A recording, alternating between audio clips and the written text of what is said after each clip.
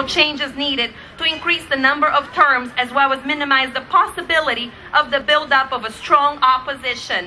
These laws are then rubber stamped by a judiciary loyal to the party in power.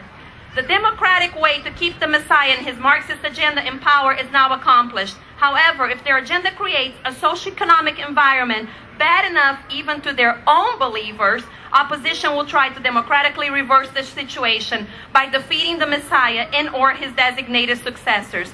That is when the Marxists in power unilaterally call for the end of democracy and announce the start of a new era for the people. And that's exactly what has happened in Venezuela and so many other countries throughout Latin America. And it's starting to sound very familiar here as well. It should sound familiar to all of you.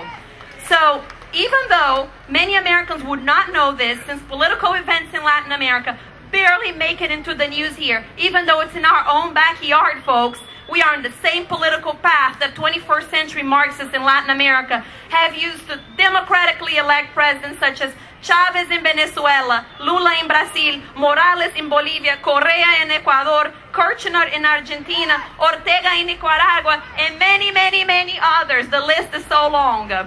What we are witnessing in America today is a duplication of what has happened in Latin America. The same tactics are being used here. Infiltration of the education system, implementation of class warfare ideology, voter fraud, brainwashing through mass communication, and hollow promises to the lower economic class that will never be implemented due to the real and hidden agenda of these politicians. A few months ago in Honduras, we saw yet another example of how Marxists tried to stay in power by illegally changing the constitution of that country. Most disturbingly, our own president aligned himself with the America-hating Chavez, Castro, and Ortega, all die-hard communists who were supporting another well-known communist, Manuel Zelaya. Have Obama's true colors finally come out? How will we combat Marxism without real leaders emerging in times like these? The answer is simple. We can't and we won't. Once in power, the first point on the Marxist agenda is to destroy any real conservative leadership they see as a credible threat. All we have to do is take a look at what the mainstream media has been doing to Sarah Palin since the election cycle. And now, look at what they are doing to us, the Tea Party. What are the names that they've been calling us? The people of South America who believe in freedom and not tyranny are fighting to remove these corrupt leaders from the power gain and sham democratic processes. In many instances, however, it is simply too late.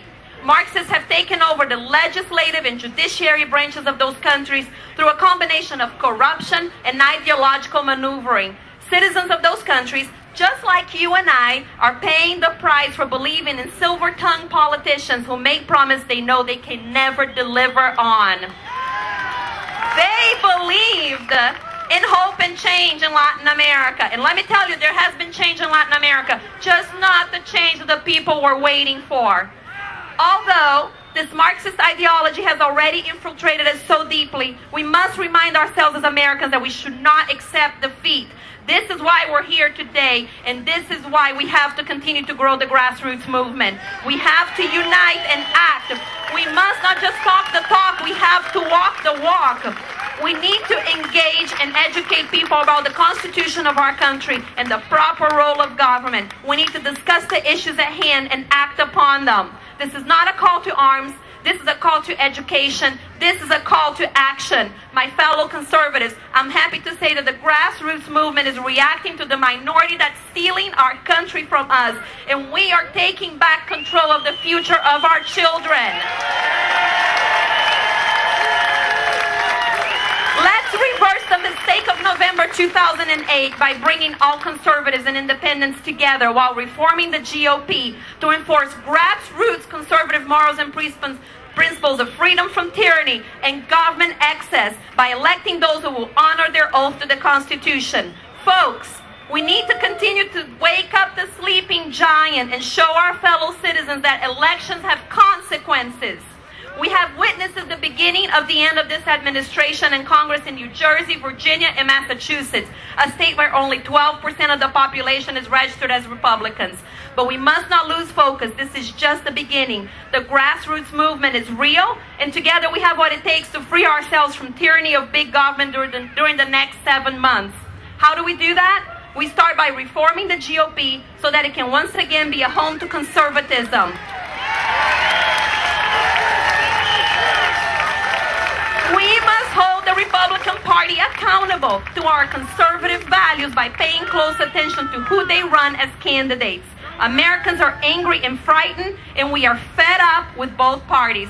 But forming a third party is not the answer to our problems right now, as time is running out. We need to put pressure on the GOP to once again be a party which will try to solve the things the American people fear most: terrorism, the economy, and the loss of honesty and transparency in our government. We need to send a loud and clear message emphasizing conviction over party by demanding candidates who will once again stand up and fight for small government and more freedom. So, my parting thought to you is that we need to regain control so that we can let the people and not the government once again govern our great nation. Remember, the government works for us. We do not work for the government. And without freedom, we do not have life.